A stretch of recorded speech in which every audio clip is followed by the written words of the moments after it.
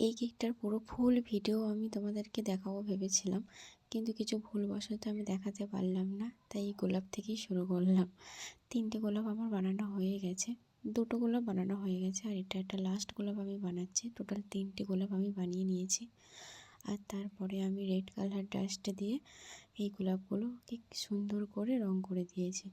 আর তারপর lip nozzle দিয়ে অনেকগুলো পাতা বানিয়ে দিয়েছি। দেখো পাতাগুলো বানিয়ে কত সুন্দর লাগছে দেখতে। আর তারপর আমি স্টার নোজেল দিয়ে পুরো বর্ডারটাকে কমপ্লিট করে দিয়েছি। আর বর্ডারটা বানানোর পর কত সুন্দর লাগছে পুরো কেকটাকে দেখতে।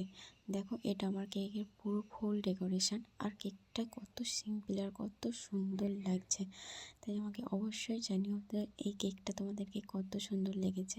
কত সিম্পল কেক, আমার তো খুবই ভালো লেগেছে। তোমরা অবশ্যই কমেন্টে জানিও এই কেকটা তোমাদেরকে কেমন লেগেছে।